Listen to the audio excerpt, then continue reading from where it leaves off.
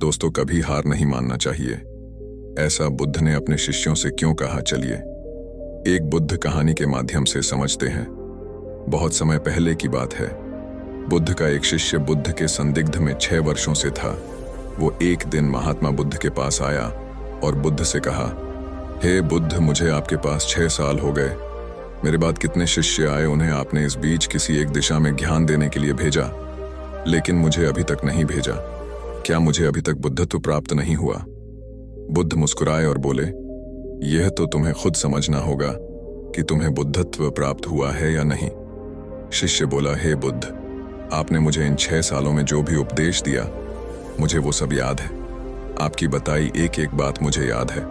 आप मुझसे भी पूछ सकते हैं, मैं आपको हर उत्तर देने के लिए सक्षम हूं।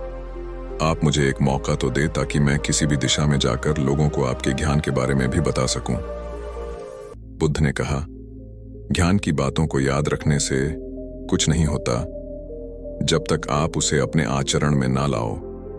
जब तक आप किसी भी चीज को अपने आचरण में नहीं लाओगे, तब तक आप दूसरों को नहीं कह सकते कि वो उसे अपने आचरण में लेकर आए। शिष्य ने कहा, जो भी हो, कृपया आप मुझे एक मौका दें। आप मुझ पर भरोसा रखें। मैं सभी को अपने ज्ञान से प्रभावित कर सकता हूं।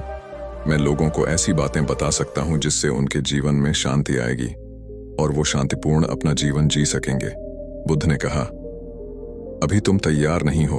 जब तुम तैयार हो जाओगे, मैं तुम्हें खुद सही मार्ग पर जाने के लिए कहूंगा। शिष्य ने कहा, क्यों बुद्ध? आपने मुझे इन 6 वर्षों में इतना भी ज्ञान नहीं दिया जिससे मैं लोगों को प्रभावित कर सकूं। बुद्ध ने कहा, ठीक है, तुम पूर्व दिशा की तरफ जाओ। वहां तुम्हें एक गांव मिलेगा। उससे तुम भिक्षा मांग कर लाओ और वहां के लोगों को अपने ज्ञान से मदद करना। कल सुबह तुम वहां अकेले जाना और शाम को आकर मुझे बताना तुमने कैसे वहां के लोगों की मदद की। वह शिष्य ये सब सुनकर बेहद खुश हो गया और बुद्ध का आशीर्वाद लेकर चला गया। और वह रात भर ध्यान समेटता रहा और मन ही मन सोच रहा था कि मैं कल ऐसे ध्यान की छाप छोड़ूंगा कि वहां के लोगों के साथ बुद्ध भी मुझसे प्रभावित हो जाएंगे। सुबह उठकर वो महात्मा बुद्ध को प्रणाम करने गया। उन्हें प्रणाम कर वह पूर्व की तरफ निकल गया। शाम को जब वह वापस आया तो बुद्ध ने देखा कि उस शिष्य के माथे पर चोट लगी है और खून बह रहा है। बुद्ध ने उसे पट्टी की और पूछा, तुम्हें यह चोट कैसे लगी? शिष्य ने कहा कि बुद्धि वहां के लोग बेहद दुष्ट हैं। उन्हें जरा भी बुद्धि नहीं है। मैं उस गांव में भिक्षा लेने गया, पर किसी ने मुझे भिक्षा नहीं दी। सब मुझे गालियां दे रहे थे। एक व्यक्ति ने तो मुझे भी भिक्षा तो दी, लेकिन नीचे फेंक कर और कहा, इसे उठा लो। मैंने उन्हें काफी समझाया, लेकिन वह मेरी बात सुनने को तैयार ही नहीं थे। उल्टा उन्होंने मेरे साथ हाथापाई की, जिससे मुझे चोट लग गई। हे बुद्ध, आप मुझे दूसरी जगह भेजें जहां के लोगों में बुद्धि हो। इस तरह ना हो। बुद्ध उसकी बात सुनकर मुस्कुराए और बोले कि अगर तुम्हें दूसरे गांव में भी ऐसे ही लोग मिले, तब तुम क्या करोगे?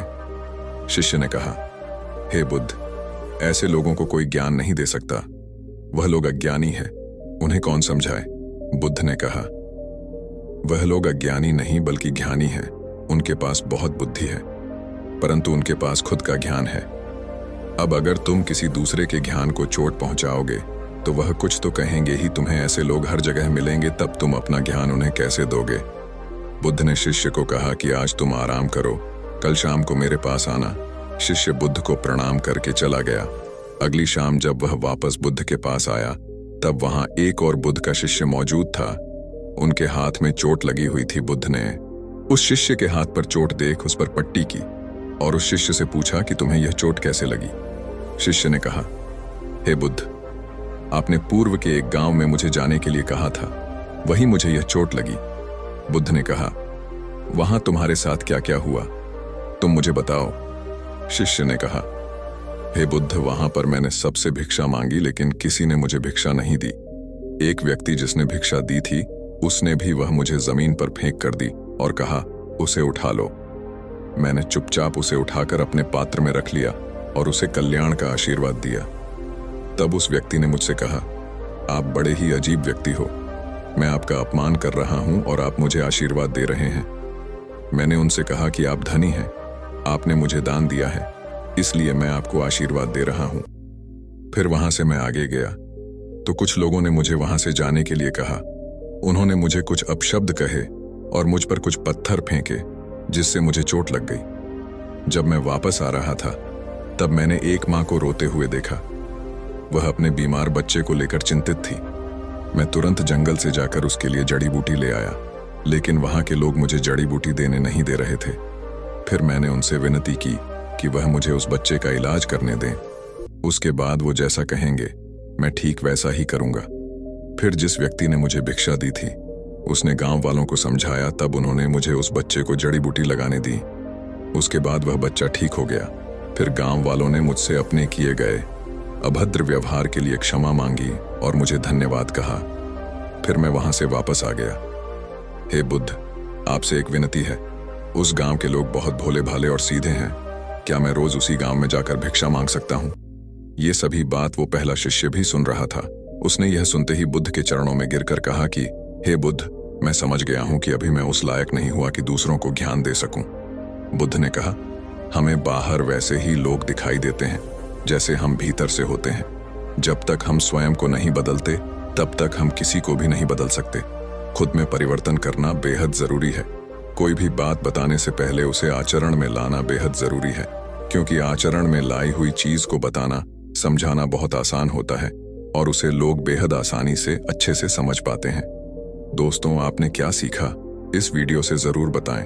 दोस्तों, हम सभी को ऐसा लगता है कि हमने जो कुछ भी सीखा है वह हमको दूसरों को सिखाना चाहिए, लेकिन हम जाने अनजाने में दूसरों को सिखाने के चक्कर में हम कभी कभी गलत साबित हो जाते हैं। तो इसलिए दोस्तों, अगर आप किसी को भी कोई भी सुझाव देने के लिए जाते हैं, आप कोई भी चीज सिखाने के लिए जाते हैं, तो सबसे पहले आप उस कार्य को संपूर्ण रूप से और सही ढंग से अच्छे से सीख जाएं।